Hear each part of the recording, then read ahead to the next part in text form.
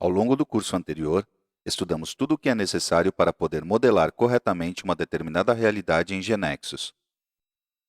Neste vídeo, através do estudo de uma realidade limitada, analisaremos diferentes opções para resolver o desenho de transações, utilizando um conjunto de recursos essenciais e resolvendo uma série de requisitos reais. Suponhamos que é necessário desenhar uma aplicação GeneXus para a gestão de tarefas de uma biblioteca, em relação ao empréstimo de livros, revistas e notebooks. Ela trabalha com associados que podem acessar diversos materiais de leitura, sejam livros ou revistas, e equipamentos de informática que a biblioteca oferece por empréstimo. As informações que precisam ser registradas são as seguintes. País. Todo país é registrado com um identificador único e seu nome. Associado. Todo associado da biblioteca é registrado com seu documento de identidade, nome, endereço, foto e um telefone de contato. Os associados da biblioteca devem ter mais de 20 anos de idade. Autor. Todo autor é registrado com um identificador único, seu nome, foto e país de origem. Um autor pode ter vários livros publicados. Livro. Todo livro é registrado com um identificador único, título, data de edição e quantidade de exemplares que dispõe a biblioteca. Pode ser um romance, um ensaio, um livro de poesia, etc. Portanto, um livro corresponde a um gênero literário.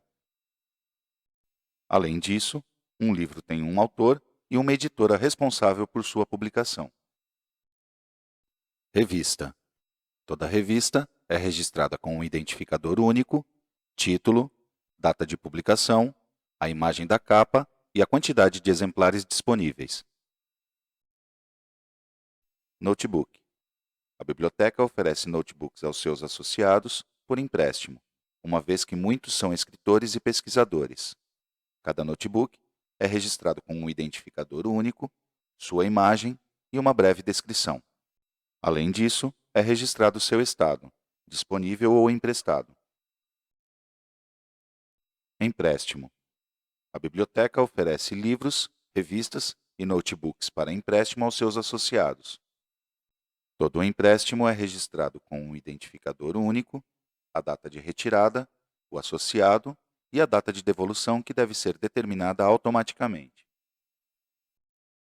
Todo empréstimo é feito por um prazo de 15 dias. Pode incluir no máximo 3 livros, 4 revistas e pode ou não incluir o empréstimo de um notebook. Pode ser retirado apenas um exemplar de cada publicação, e é possível registrar algum comentário que seja considerado necessário no nível do empréstimo de cada exemplar. Por exemplo, que a capa está danificada, que está faltando alguma folha, e etc. Além disso, a data em que se registra um novo empréstimo é sempre a atual e não deve ser possível modificá-la. Solicitação de exemplares. Muitas vezes, acontece que certos livros têm alta demanda e a biblioteca decide solicitar mais exemplares. Para isso, realiza uma solicitação à editora correspondente. O sistema deve controlar que sejam solicitados exemplares de livros a cargo da editora indicada. Comecemos a analisar esta realidade. A princípio, claramente se distinguem certas entidades simples que podemos começar a definir, como, por exemplo, país, associado e autor.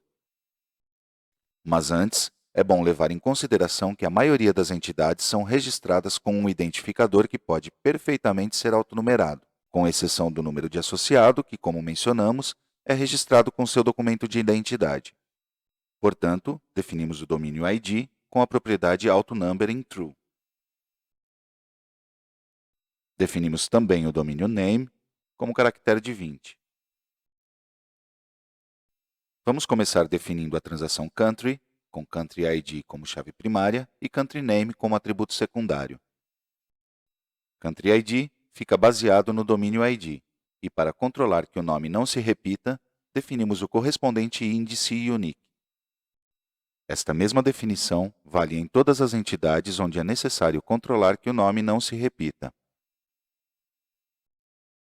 Se fosse necessário registrar as cidades de cada país, porque é de interesse saber a cidade de nascimento do autor, poderíamos modelá-la como uma entidade fraca em relação ao país, uma vez que uma cidade não existe fora desse contexto. Portanto, seria adicionado um segundo nível à transação country, mas ao considerar city como uma entidade fraca, ela não existirá como uma transação em si.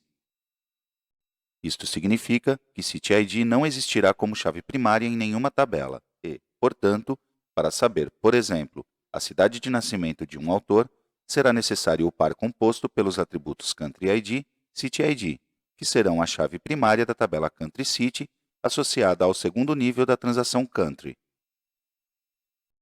De qualquer forma, como a descrição da realidade que estamos estudando não inclui o conceito da cidade, vamos modelar o país como uma transação simples. Passemos agora ao associado. Para isso, definimos a transação member com os seguintes atributos. Member document, que corresponde ao documento de identidade, e, portanto, não é autonumerado, então o definimos como numérico de 8 dígitos. Member name, do tipo name, member image, do tipo image, member address, baseado no domínio semântico address, e member phone, do tipo phone. Mas, além disso, a realidade nos diz que os associados devem ter mais de 20 anos. Portanto, precisamos de sua data de nascimento e da idade, que deverá ser calculada automaticamente. Então, adicionamos à estrutura da transação os atributos member birth date, do tipo date, e member age, numérico de 3 dígitos. Como calculamos a idade do associado? Utilizando a função age, que calcula a idade a partir da data de nascimento e a data atual. Assim, definimos memberAge como um atributo calculado que obtém seu valor a partir da seguinte expressão. Por que utilizamos a função today e não a variável today? Porque não é possível utilizar variáveis na declaração de fórmulas. Para controlar que todo associado seja maior de 20 anos, basta declarar a seguinte regra error. É importante destacar que não estamos considerando nesta análise a declaração de regras para o controle básico de entrada de dados, como, por exemplo, controlar que não seja inserido um associado sem nome e etc. Consideremos agora os autores. Devemos definir a transação author com os atributos author ID, author name, author image. E sabemos que deve ser registrado o país dele, já que todo autor tem um país de nascimento. Portanto, adicionamos Country ID e Country Name, onde Country ID é uma chave estrangeira e Country Name um atributo que se infere a partir dessa chave estrangeira. Desta forma, representamos que entre Country e Author existe uma relação 1 para n. Pensemos agora sobre o conceito do livro. Trata-se de um conceito forte que também se identifica com um valor autonumerado. Tem um título, uma data de edição, um autor e também a quantidade de exemplares adquiridos pela biblioteca. Mas, além disso, a realidade nos diz que um livro corresponde a um gênero literário, pois pode tratar-se de um romance, um ensaio e etc. Então, como modelamos o conceito do gênero literário? Se pensarmos que esses gêneros são finitos, uma primeira opção que podemos considerar é a criação de um domínio enumerado. Mas a categorização dos gêneros literários tem mudado ao longo do tempo, e é possível continuar a mudar. Então, não parece que o domínio enumerado seja a melhor opção, já que as mudanças deveriam ser feitas manualmente e não seria escalável. Podemos considerar uma transação gênero literário com os atributos Literary Genre ID e Literary Genre Name. É uma boa decisão definir desde já um índice unique sobre o nome do gênero, para evitar o registro de gêneros literários com o mesmo nome. Mas o livro requer registrar também o autor e a editora responsável por sua publicação. Já definimos o autor como entidade, mas a editora não. E embora não esteja declarada explicitamente, na análise surge a necessidade de modelar a entidade editora. Assim, definimos a transação Publishing House com os atributos Publishing House ID e Publishing House Name. Também podemos, desde já, criar o correspondente índice unique sobre o nome da editora. A biblioteca também oferece revistas e notebooks aos seus associados. Por isso, definimos a transação Magazine, com os atributos Magazine ID, Magazine Title, Magazine Image, Magazine Publication Date e Magazine Copies, para registrar a quantidade de exemplares adquiridos. E também a transação Notebook, com os atributos Notebook ID, Notebook Image, Notebook Description e Notebook Status. Um notebook está disponível ou emprestado. Portanto, definimos o domínio enumerado status com esses valores. Analisemos agora o conceito de empréstimo, que é uma entidade fundamental nesta realidade. A biblioteca permite que um associado retire, a título de empréstimo, e por 15 dias, um notebook, 3 livros e 4 revistas. Temos, então, uma relação 1 para n entre as entidades empréstimo e notebook, e uma relação n para n entre empréstimo e livro e entre empréstimo e revista. Como podemos modelá-la? Analisemos uma primeira opção. Criamos a transação Loan e vamos definindo os seguintes atributos: Loan ID, Loan Date, Member Document, Member Name, Member Address, Loan Return Date. É solicitado que a data de devolução seja calculada automaticamente. Um empréstimo é realizado por 15 dias. Então, declaramos o seguinte cálculo associado ao atributo Loan Return Date. Além disso, um empréstimo pode incluir ou não um notebook. Então, adicionamos Notebook ID e Notebook Description. Mas nesta transação Loan, Notebook ID é uma chave estrangeira não obrigatória. Portanto, definimos sua propriedade nullable com o valor Yes. Um empréstimo inclui vários livros, com um máximo de 3. Portanto, definimos um segundo nível para registrá-los, incluindo um atributo Loan Book Comment para registrar algum comentário que seja necessário no momento de realizar o empréstimo. Como controlamos que não sejam inseridos mais de 3 livros? Podemos definir um novo atributo, Loan Books Quantity, que conte essa quantidade e, em seguida, condicionar esse valor em uma regra error.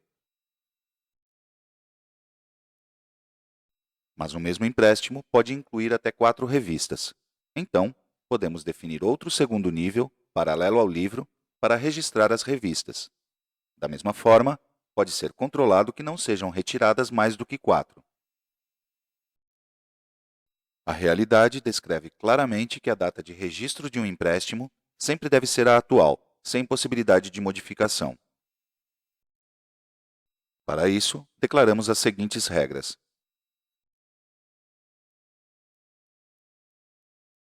Embora o objetivo deste vídeo seja nos concentrar em analisar o desenho de transações, vamos sugerir uma opção de implementação para que, no momento de registrar um empréstimo, sejam oferecidos apenas os notebooks que se encontrem no estado disponível.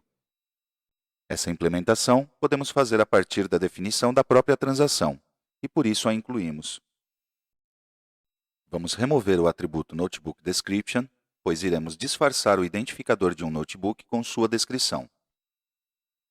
Selecionamos Notebook ID e o definimos como um Dynamic Combo Box, com Notebook ID na propriedade Item Values e Notebook Description na propriedade Item Descriptions.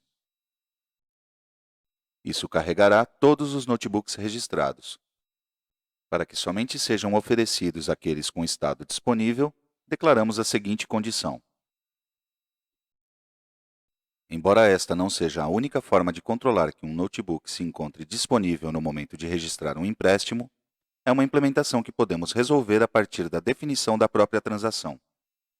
Também devemos configurar a propriedade Empty Item, com o valor True, pois Notebook ID pode não ser escolhido, pois pode ser nulo. Outro requisito necessário é saber a disponibilidade dos livros ou revistas de interesse. Sabemos a quantidade de exemplares adquiridos pela biblioteca para cada livro e revista. mas não sabemos a quantidade que resta disponível. Podemos obter esses valores de uma forma simples e com base no desenho de transações? Se na transação Book definirmos um novo atributo, BookOnLoanQuantity, podemos calcular a quantidade de exemplares emprestados e, portanto, saber a quantidade que está disponível. O que acontece se a esse novo atributo, BookOnLoanQuantity, associarmos o cálculo Count LoanBookComment? Somará efetivamente a quantidade de exemplares desse livro que estão emprestadas?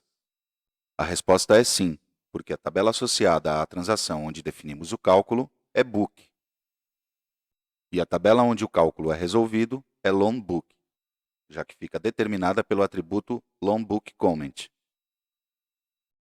Entre as duas tabelas, há um atributo em comum, que é BookID, e, portanto, é um filtro implícito que GeneXus aplicará, ou seja, esse cálculo retornará o total de exemplares do referido livro que foi emprestado. Mas precisamos saber a quantidade de exemplares atualmente em empréstimo. Portanto, precisamos adicionar uma condição ao cálculo que nos permita contar a quantidade de exemplares em empréstimos atualmente vigentes. Para isso, consideramos os empréstimos cuja data de devolução seja maior ou igual à atual. Podemos declarar o seguinte: a função serverNow permite obter a data e hora atual do server. Poderia ser utilizada também a função today. Podemos declarar essa condição de cálculo? Sim, porque o atributo envolvido, LoanReturnDate, pertence à tabela estendida da tabela onde é resolvido o cálculo declarado, que é LoanBook. Portanto, se sabemos a quantidade total de exemplares e a quantidade de exemplares em empréstimos vigentes, então podemos saber a quantidade de exemplares atualmente disponíveis. Portanto, a estrutura da transação Book fica assim. Da mesma forma, podemos saber a quantidade de exemplares disponíveis de uma determinada revista. Agora, temos disponíveis todas as informações de que precisamos para validar um empréstimo. Então, vamos adicionar os atributos necessários para validar que exista disponibilidade dos exemplares que se desejam retirar no empréstimo. Book Available Quantity, no nível correspondente aos livros, e Magazine Available Quantity, no nível correspondente às revistas. E controlamos com as seguintes regras error. Até agora, resolvemos os requisitos para registrar empréstimos. Mas observemos o form gerado para o desenho que fizemos. Que tabelas associadas cria GeneXus para esta transação Loan? Cria 3 tabelas. Loan, associada ao primeiro nível, com Loan ID como primary key. Loan Book, associada ao nível dos livros, com Loan ID e Book ID como primary key composta. E Loan Magazine, associada ao nível das revistas, com Loan ID e Magazine ID como primary key composta. Ao definir 2 níveis paralelos, vemos no form grids paralelos. Isto talvez pode ser complicado para o usuário final, que pode solicitar simplificar o referido desenho e manipular as informações em diferentes telas mais simples. Para o desenho atual, GeneXus criou as seguintes tabelas. Observemos em particular as tabelas Loan, Loan Book e Loan Magazine, que correspondem às tabelas associadas aos 3 níveis da transação Loan definida. Podemos propor outro desenho para a transação empréstimo? Sim. Vejamos então uma segunda opção para modelar o empréstimo. Vamos supor que o usuário final nos solicita nivelar ou aliviar a carga desta tela e exibir as informações em 3 telas. Uma tela para o registro geral do empréstimo, na qual se registra o empréstimo, com sua data, os dados do associado e se inclui notebook ou não. Uma tela para o registro dos livros que se emprestam, na qual se registram os livros com os controles necessários já definidos. E uma tela para o registro das revistas que se emprestam, na qual se registram as revistas com os controles necessários já definidos. Como podemos fazer isso? A primeira tela corresponde aos dados gerais do empréstimo. Assim, para a transação Loan, apagamos os níveis e deixamos as informações gerais. com as seguintes regras. É, então, gerado o seguinte form.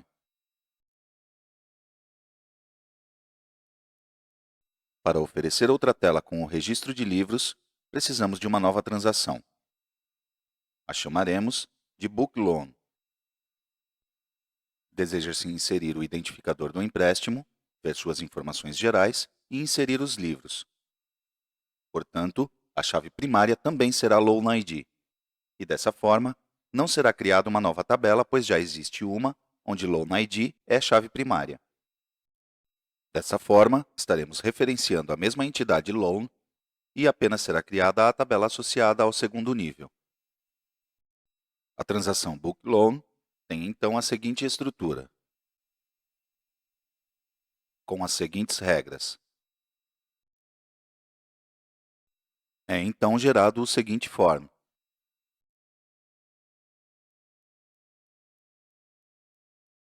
Faremos algo semelhante para registrar o empréstimo das revistas. Criamos a transação Magazine Loan com a seguinte estrutura e as seguintes regras. Antes de analisar o diagrama de tabelas gerado, observemos as tabelas associadas às transações criadas nesta proposta. GeneXus também cria 3 tabelas: Loan, Book Loan Book e Magazine Loan Magazine. Observemos o diagrama de tabelas. Se paramos nas tabelas Loan, Book Loan Book e Magazine Loan Magazine, podemos ver que possuem exatamente a mesma estrutura que as geradas no desenho proposto anteriormente. Isto significa que a diferença entre os dois desenhos não está nas estruturas geradas, mas nas telas oferecidas ao usuário final para a manipulação das informações. Será sempre o usuário final quem nos indica qual desenho se adapta melhor ao seu negócio. Do ponto de vista da estrutura da base de dados, é exatamente igual. Mas também podemos propor uma terceira opção para a modelagem do empréstimo. Talvez possamos considerar que a biblioteca baseia os empréstimos nos livros, e o usuário final solicita uma única tela onde são inseridos os dados gerais do empréstimo e também dos livros que se retiram. Em seguida, a partir de outra tela são registradas as revistas que se incluem no empréstimo. Para isso, consideramos a transação Loan com um segundo nível para registrar os livros. Sua estrutura seria a seguinte, com as seguintes regras. Para o registro das revistas que são incluídas no empréstimo, temos a transação Magazine Loan, com a seguinte estrutura. E as seguintes regras. Que tabelas cria GeneXus associadas a estas transações? 3 tabelas: Loan, Loan Book e Magazine Loan Magazine. Loan e Loan Book associadas à transação Loan. Loan e Magazine Loan Magazine associadas à transação Magazine Loan. Observemos mais uma vez o diagrama de tabelas gerado.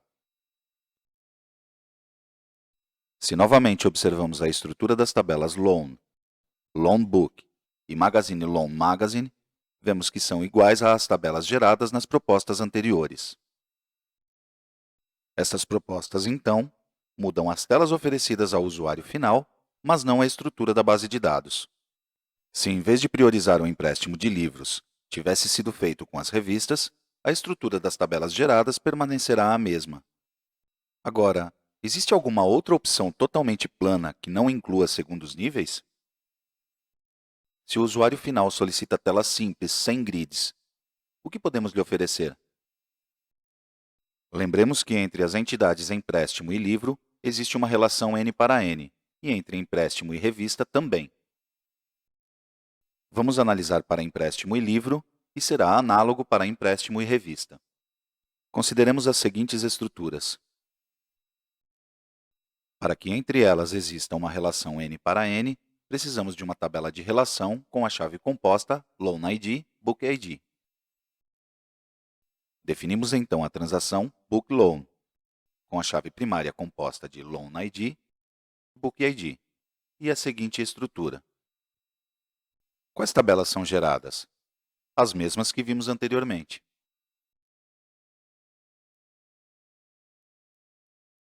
Nesse ponto, nos resta resolver a modelagem para a solicitação de novos exemplares de livros para uma determinada editora. Para isso, vamos definir a transação Book Request, que representará uma solicitação a uma editora com os seguintes atributos: Book Request ID, baseado no domínio ID; Book Request Date, com a data atual por padrão; Publishing House ID, já que a solicitação é a uma editora; e Publishing House Name, que será um atributo inferido a partir da chave estrangeira Publishing House ID. Entre esta nova entidade e o livro, existe uma relação N para N, uma vez que uma solicitação inclui vários livros e, por sua vez, um livro pode estar incluído em várias solicitações. Já analisamos que existem várias opções de desenho. Vamos adicionar Book como segundo nível na solicitação. Lembremos que é um requisito importante controlar que os livros indicados sejam publicados pela editora responsável. Se nos lembrarmos da estrutura da transação Book, vemos que possui Publishing House ID como chave estrangeira, já que um livro é publicado por uma editora. Podemos então adicionar esse atributo também nesta nova transação para que seja inferido por Book ID e ser possível controlar se efetivamente trata-se de um livro publicado pela editora a qual é feita a solicitação? O que acontece quando tentamos adicioná-lo? GeneXus nos dá um erro, porque o atributo Publishing House ID já está declarado na estrutura da transação e não podemos adicioná-lo novamente. Temos um problema de referência múltipla. Precisamos fazer referência mais de uma vez ao conceito da editora. Então, como podemos resolver um conflito deste tipo? Com o uso de subtipos. Isto significa definindo novos atributos com outros nomes que façam referência ao mesmo conceito da editora. Mas, onde definimos o subtipo? No conceito da editora, que é referenciado no cabeçalho, ou que é referenciado no segundo nível? É o mesmo? Observemos o desenho de transações. O atributo Publishing House ID está presente na estrutura da transação Book como chave estrangeira. Portanto, de Book ID, GeneXus infere este valor. Se posteriormente tanto Book ID como Publishing House ID se encontram presentes em outra transação, como ocorreria neste caso no segundo nível de Book Request, então GeneXus aplicará essa relação e Publishing House ID será uma chave estrangeira inferida. Portanto, seria correto mudar aqui o nome dos atributos para definir o grupo de subtipos necessário? Não, porque estaríamos rompendo esta relação e permitiríamos ao usuário adicionar um valor de Publishing House ID diferente daquele definido previamente em Book. Então, vamos olhar o cabeçalho de Book Request. Aqui, o atributo Publishing House ID é uma chave estrangeira comum, que não é inferida de nenhum lugar. Portanto, podemos removê-la perfeitamente, definir novos atributos e declará-los como subtipos de Publishing House ID e Publishing House Name. Então, poderemos compará-los em uma regra error para validar que os livros solicitados sejam da editora indicada. Para finalizar o requisito, declaramos as seguintes regras. Como esta regra error envolve atributos de ambos os níveis, então é uma regra que GeneXus associa ao segundo nível. Portanto, será disparada para cada linha.